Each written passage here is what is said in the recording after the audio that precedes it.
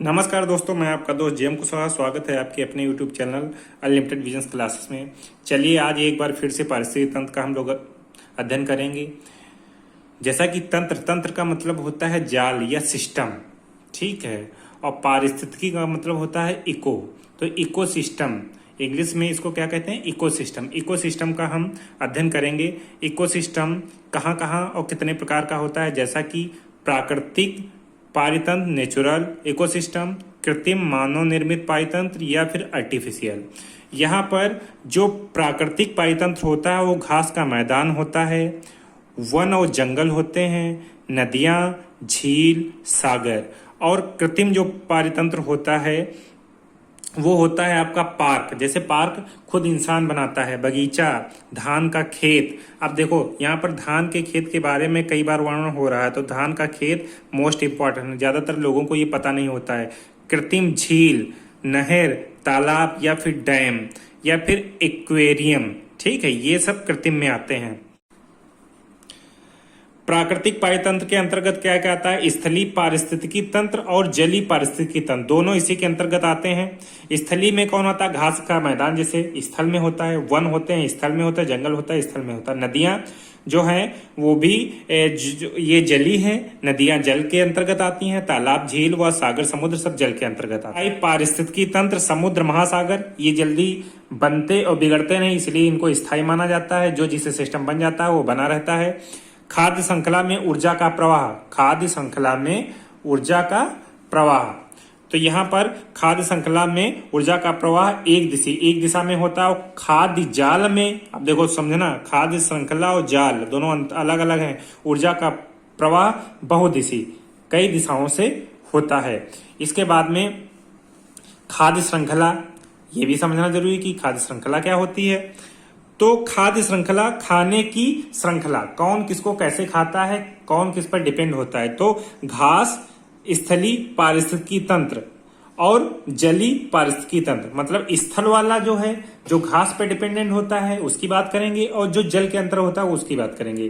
तो घास में कैसे कैसे काम होता है, देखो उत्पादक, मतलब जैसे घास होती है, घास को टिड्डा खा जाता है, टिड्डा को मेढक, मेढक को सांप, सांप को गिद्ध, इस तरीके से ये काम करता है। और जली, जल में कैसे काम ये पारिस्थितिकी तंत्र होता है, इकोसिस्टम काम करता है। शैवाल, शैवाल को जली पिस्सू, फिर छोटी मछली उसको खाती है, बड़ी मछली उसको खाती है, बगुला मछली को खाता है, बदक खाता है, सारस खाता है। तो इस तरीके से ये सिस्टम काम करता है। अब जैसे नेक्स्ट क्वेश्चन है, ओरिजिन ऑफ स्पीसीज के लेखक हैं चार्ल्स डार्विन। फिलॉसफी जियोलॉजिकल के लेखक लैमार्क। फिलॉसफी जियोलॉजिकल के लेखक कौन है? लैमार्क। इसके बाद में प्रमुख सिद्धांत, जैसे लैमार्कवाद किसने दिया? लैमार्क ने दिया। डार्विनवाद चार्ल्स डार्विन ने दिया। उत्परिवर्तनवाद ह्यूगो डी ब्राइज। ह्यूगो डी ब्राइज, ये मोस्ट इंपॉर्टेंट क्वेश्चन है। इसके बाद में पारिस्थितिकी तंत्र का आतंकवादी वृक्ष, पारिस्थितिकी तंत्र का जो आतंकवादी वृक्ष है वो सफेदा या फिर यूकेलिप्टिस होता है। बिल्कुल सही बात है। सबसे ज्यादा पानी खींचने में, सबसे ज्यादा नुकसान पहुंचाने में अगर वृक्ष में कोई वृक्ष है तो है यूकेलिप्टिस। किसानों का मित्र केचुआ या सांप, किसानों का मित्र केचुआ व सांप। जलीय चक्र को नियंत्रित करते हैं वन। जलीय चक्र को कौन नियंत्रित करता है? वन नियंत्रित करते हैं। खाद्य श्रृंखला का क्रम उपभोक्ता, उपभोक्ता, अपघटक, ठीक है, पहले बनाने वाला, फिर खाने वाला, फिर उसको सड़ाने वाला। फिर जो घास स्थलीय पारिस्थितिकी तंत्र में खाद्य श्रृंखला का सही क्रम, घास, टिड्डे, मेढक, सर्प, बाज, ये कभी कभी क्वेश्चन आ जाता है।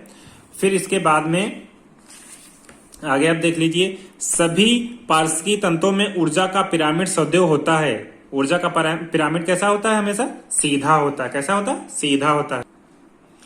एक वृक्ष पारिस्थितिकी तंत्र में श्रृंखला का पिरामिड होता है उल्टा। एक वृक्ष पारिस्थितिकी तंत्र में श्रृंखला का पिरामिड होता है उल्टा। क्यों? क्योंकि यहाँ पर भोजन जो है ऊपर से नीचे बनता है, ठीक है, पत्तियों के जरिए से पूरे पेड़ में होता है, इसीलिए पारिस्थितिकी तंत्र में जो पेड़ वृक्ष है वो उल्टा माना जाता है। खाद्य श्रृंखला, खाने की जो श्रृंखला होती है, खाद्य श्रृंखला में नेपथीज या कीट भक्षी पौधा का स्तर है, उत्पादक एवं द्वितीय उपभोक्ता दोनों का, ये मोस्ट इंपॉर्टेंट है।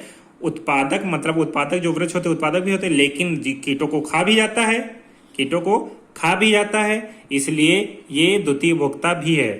किसी पारितंत्र में रासायनिक तत्वों का चक्रण होता है जैव भू रासायनिक चक्र। जैव भू रासायनिक चक्र, खाद्य कड़ी के प्रत्येक स्तर पर उपभोक्ता संचित ऊर्जा का कितने प्रतिशत अपने शरीर भार में रूपांतरण करता है। अब देखो, खाद्य कड़ी के प्रत्येक स्तर पर उपभोक्ता जो होता है, जो उपभोग करता है संचित ऊर्जा का, उसमें अगर किसी पौधे में संचित ऊर्जा हो उसका कितना परसेंट अपने शरीर में रूपांतरण करता है? 10% केवल। जैसे कोई इंसान है या फिर कोई जानवर है, किसी पौधे को खा जाता है, अगर उसमें 100% है तो 90% बेकार हो जाएगी, 90% 10% केवल वो ऊर्जा उसमें से ग्रहण करेगा। 10% का नियम देने वाले वैज्ञानिक हैं। 10% का नियम किसने दिया था? लिंडेमान ने। एकमात्र महाद्वीप जहां घास पायतन नहीं पाया जाता, एक ऐसा द्वीप जहां पर घास संबंधित कोई चीज ही नहीं है। घास होगी तब तो पायतंत्र होगा, जब घास ही नहीं होगी तो पायतंत्र क्या होगा? तो वहां पर कह लीजिए घास नहीं या फिर घास संबंधित पायतन नहीं। अंटार्कटिका, कहां पर? अंटार्कटिका। तो इस वीडियो में बस इतना ही रखते हैं, क्योंकि पायतन से संबंधित पूरे क्वेश्चन हो चुके हैं। अगर इनमें कोई भी दिक्कत है तो आप कमेंट करके जरूर हमें बताइए, और सभी हमारे सोशल मीडिया प्लेटफॉर्म को आप ज्वाइन कर सकते हैं, उनको सब्सक्राइब कर सकते हैं, फॉलो कर सकते हैं। धन्यवाद, बने रहिए हमारे साथ, मिलते हैं नेक्स्ट वीडियो में।